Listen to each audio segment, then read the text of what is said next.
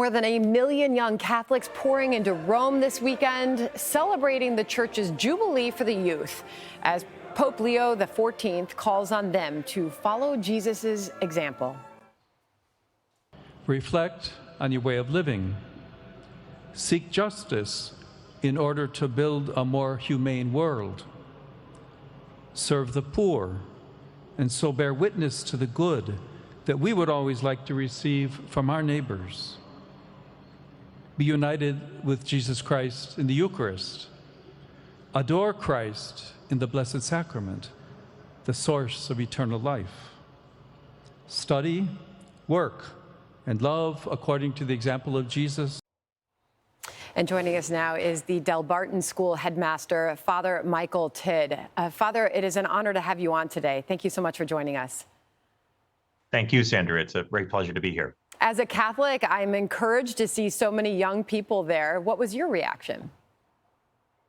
Well, it really was remarkable. I certainly expected there would be, given the scale of the overall Jubilee, that something like this would attract several 100,000 people. But when you see, by some estimates, over 1 million young people from 146 countries, it certainly is a great affirmation for me as a priest, but also as a leader of a school, to see people from all over the world, and they're young adults. They're not children. They're teenagers. They're people in their early 20s. They're people that I deal with on a regular basis every day. And to see that number of people as the Pope came in the helicopter, there were some photographs that were taken, him looking out over this sea of humanity. I don't know how you could think anything but encouragement that these young people take their faith seriously and are looking to Pope Leo for guidance, for inspiration, and for a challenge to live their faith even more authentically. At the same time, it gave an opportunity to Pope Leo to send his message on this young group to the world. Listen. My young brothers and sisters, you are the sign that a different world is possible, a world of fraternity and friendship, where conflicts are not resolved with weapons, but with dialogue.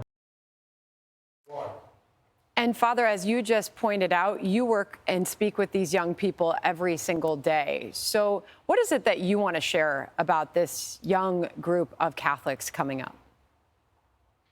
Well, as I said, I think what Pope Leo says that resonates so well is that he's not afraid to ask hard questions and to challenge young people to live their faith more deeply, more authentically, to go beyond themselves and not just worry about their own concerns, but seek the good of their brothers and sisters. And you can see how he switches so easily from English to Spanish to Italian. There's an ease about him. And there was a question and answer period at one point during the prayer vigil where representatives from all over the world were able to pose the Pope direct questions. And he has an ability to engage readily.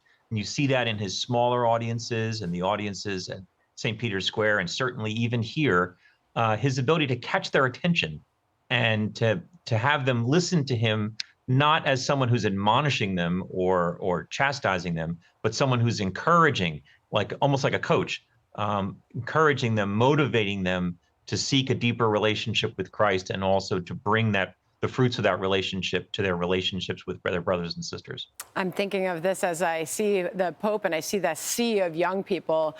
What a wonderful sign this is. Just a few seconds left. Just a quick message of hope for us. I would say if people will listen carefully to Pope Leo's words, they'll find a rich vein of meaning for people of all ages. And I think at the end of his first 100 days, there are only great things ahead with his pontificate. I'm Steve Doocy. I'm Brian Kilmeade. And I'm Ainsley Earhart. And click here to subscribe to the Fox News YouTube page to catch our hottest interviews and most compelling analysis.